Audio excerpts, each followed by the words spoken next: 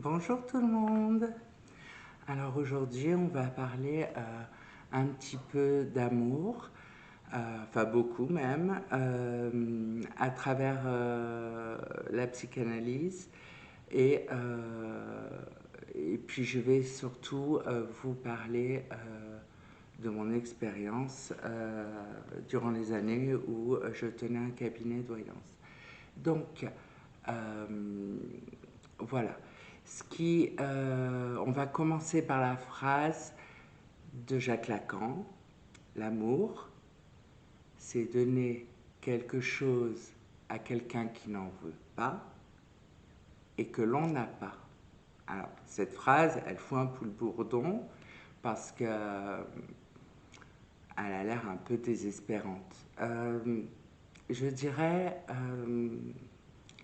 qu'elle... je vais essayer de vous l'expliquer en fait de façon plutôt simple. Ça veut dire qu'en fait on va donner à quelqu'un qu'on aime, on, on va lui demander de remplir un vide qu'on a en nous, mais cette demande en fait elle ne, la personne n'en a pas besoin parce que la personne en face, elle n'a pas la même demande. Vous comprenez? On n'est pas tous faits du même bois.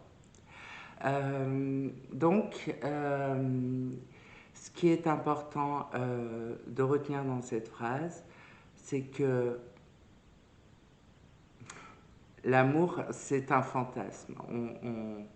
On fantasme quelque chose envers quelqu'un et cette personne ne fantasme pas la même chose. Alors des fois, il se trouve parfois que nos deux fantasmes soient les mêmes. Ça arrive, hein. Souvent ça arrive par exemple chez des gens qui se connaissent très bien, qui ont beaucoup de points en commun, qui se ressemblent beaucoup. Euh, mais il faut savoir que nous sommes des individualités et qu'on ne peut pas demander à l'autre de nous rendre heureux. On doit être heureux déjà, nous, par nous-mêmes. Et c'est quand nous, on, on est bien dans nos baskets, qu'on est bien dans notre peau, qu'on peut effectivement s'adonner à l'amour, s'y jeter raccord perdu et prendre ce magnifique risque. Quelle histoire d'amour, bah, c'est toujours un risque, risque d'être délaissé un jour, risque bon, d'être quitté quoi, hein, risque d'être trahi, trompé, il y a plein de risques.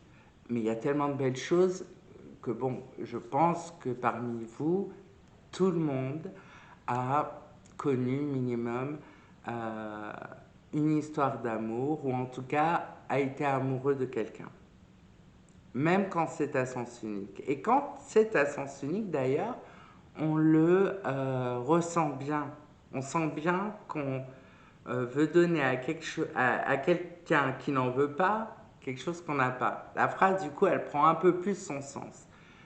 Quand c'est à double sens, c'est plus compliqué de le percevoir parce que ce qu'on projette sur l'autre, c'est pas la même chose que ce que la personne projette sur nous. Voilà, je fais plein de mouvements, on dirait une folle. Ensuite, pour mon expérience, donc j'ai eu un cabinet de voyance pendant 17 ans. J'ai eu jusqu'à 40 voyants qui travaillaient pour moi. 85% des consultants étaient des femmes. Mais en ce qui concerne les questions sentimentales, les femmes et les hommes qui appelaient ou qui venaient en cabinet étaient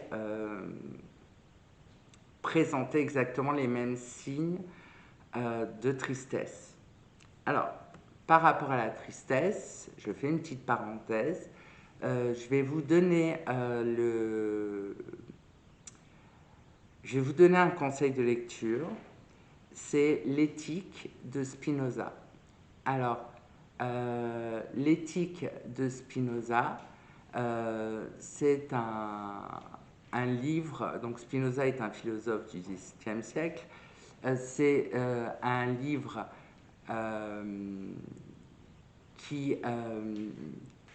c'est un livre, excusez-moi, il y a une porte qui a claqué, ça m'a déconcentré. C'est un livre donc de philosophie, l'éthique, qui nous apprend à, euh, à être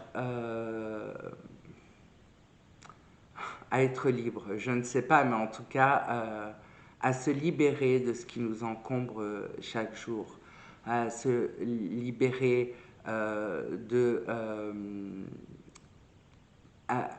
à surtout approfondir l'idée du bonheur. Je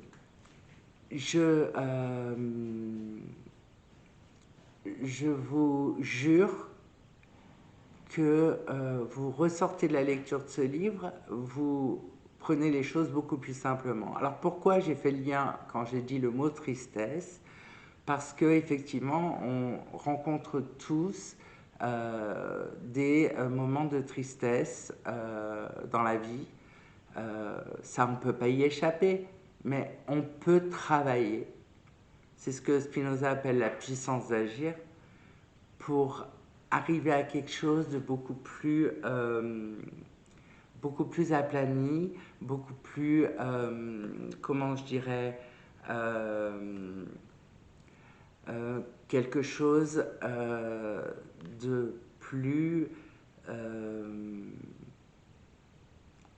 de moins difficile à porter.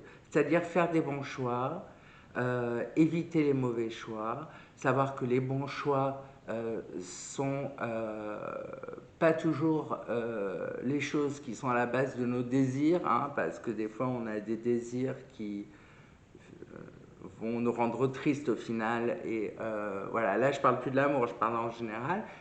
Je vais vous donner un conseil par rapport à ce livre de Spinoza, parce que quelque part, dans la philosophie bouddhiste, on retrouve un petit peu cette idée d'arriver à une espèce d'homéostasie.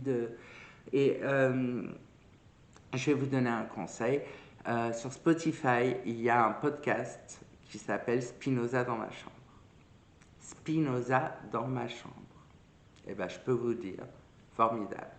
Donc, l'auteur de ce podcast, il vous lit l'éthique, donc pas d'une traite, hein, il y a plusieurs épisodes, il vous lit l'éthique, il vous explique les passages un peu plus compliqués de façon très didactique et vraiment on a l'impression d'être de plus en plus éduqué et d'obtenir un savoir supplémentaire, un savoir qui concerne la sagesse, évidemment. C'est une perle de sagesse, ce podcast. Donc, si vous avez Spotify, mais vous pouvez y aller gratuitement, vous écoutez Spinoza dans ma chambre et vous aurez l'intégralité du texte expliqué par un garçon qui a une voix mélodieuse, douce. Vraiment, ça fait du bien. On rentre là-dedans, on met pause, on réfléchit, et on essaye d'être au fur et à mesure des épisodes, on se dit qu'on essaye d'être les meilleurs possibles. Alors je ferme la parenthèse, je reviens sur ce que je disais.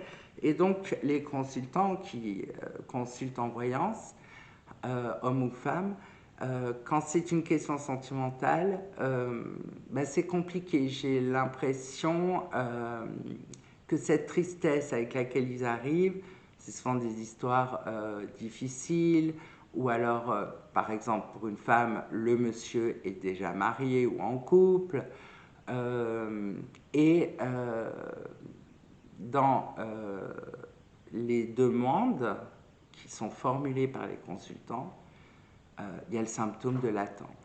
Et ça, c'est quelque chose de très difficile à gérer pour nous, qui répondons aux questions, parce que oui, cette attente, elle existe malheureusement, et elle fait partie de la vie. L'impatience aussi, je la comprends, parce que des fois on a envie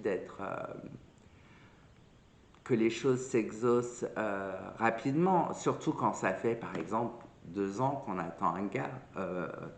Il y a un moment où qu'on a envoyé un texto et qu'il ne répond pas depuis une semaine. Je l'admets, c'est inadmissible, mais il faut savoir prendre les bonnes décisions. C'est pour ça que je reviens sur Spinoza. Il faut aussi à un moment donné, quand on voit que ça ne glisse pas, que ça ne marche pas dès le début, que l'autre peut se permettre de vous laisser dans l'attente et sans réponse, bon, à part si vous le harcelez, mais dans une situation normale, je pense qu'il faut prendre ses jambes à son cou. Il faut partir. Il faut arrêter les choses là. Et souvent, ce que je leur disais, si vous voulez débloquer les choses, donnez plus de nouvelles, vous allez voir. Et c'est ce qui se passait. Le bonhomme ou la bonne femme, du coup, elle rappelait, s'inquiétait de ne plus être au centre. Voilà. Il ne faut jamais mettre personne au centre de sa vie. Il faut être soi-même le centre. Vous êtes le centre de votre vie. Et si, par bonheur, se greffent d'autres personnes, ou un amoureux, un enfant, des amis, eh bien c'est super. Mais c'est vous le centre. Voilà. Il ne faut pas que les autres prennent cette place.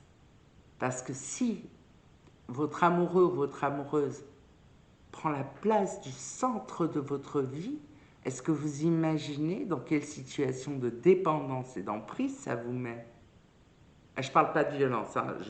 Là on va en rester aux histoires sentimentales, mais vous imaginez l'emprise affective et même psychique que cela représente? Il faut rester indépendante, autonome et libre. J'ai mis au féminin, je ne sais pas pourquoi, mais peut-être parce que je suis une fille, mais en tout cas, il faut... voilà, vous avez compris. Je reparlerai de mon expérience de voyante, mais là, pour aujourd'hui, je vais m'arrêter là.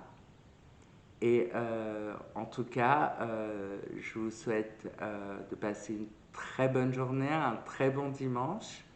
Je vous embrasse et on se revoit à la prochaine vidéo. Au revoir.